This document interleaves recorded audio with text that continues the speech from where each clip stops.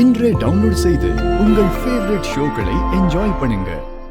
எல்லாரும் சேர்ந்து அவரை கட்டாயப்படுத்தி என் கழுத்துல தாலி கட்ட வச்சுட்டாங்க.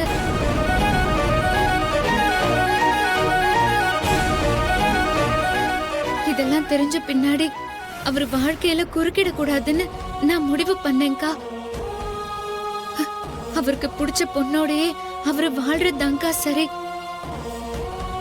அப்பவே அவர்கிட்ட இருந்து நான் விலகிட்டேன்க்கா.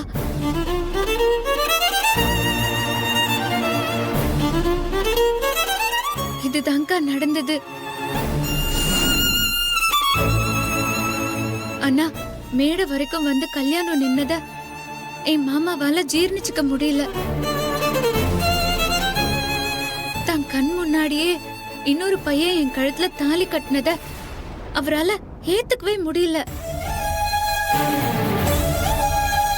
அன்னையில இருந்து எங்க மாமா என் கழுத்துல இருக்கிற தாலிய பிச்சு எரிஞ்சிட்டு அவரு கையால தாலி கட்டியே ஆகணும்னு ஒரு பிடிவாதத்துல இருக்காருக்கா. அதனாலதான் அவர் இப்படி எல்லாம் பண்றாரு.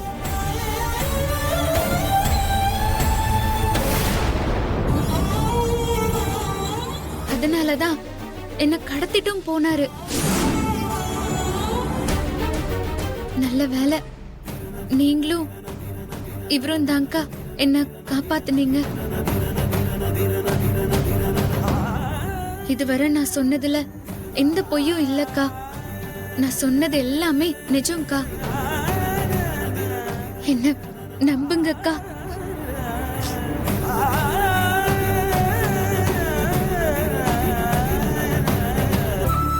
இதுவரை நான் சொன்னதுல எந்த பொய்யும் இல்லக்கா. நான் சொன்னது எல்லாமே நிஜம்க்கா.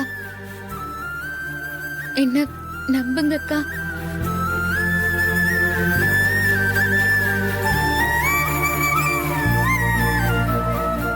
சத்தியமா சொல்றேன்க்கா. நீங்க என்ன எப்படி தங்கச்சியா நினைச்சீங்களோ அதே மாதிரி நானும் உங்களை என் அக்காவா தான் நினைச்சேன்.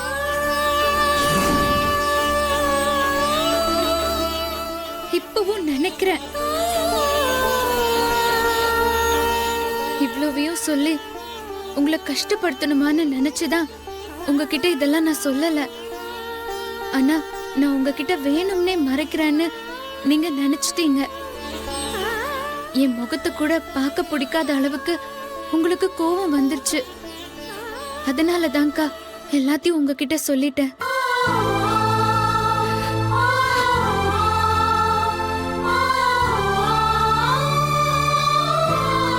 என் கழுத்துல தாலி கட்டினவர் யாருன்னு நான் இதுவரைக்கும் யார்கிட்டயும் சொன்னதில்லக்கா.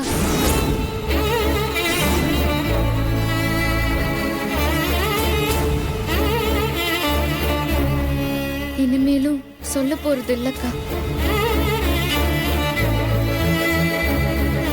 எனக்காக இவ்ளோ நல்லத பண்ணவர எப்படிக்கா நான் யாருன்னு காட்டி கொடுக்க முடியும்?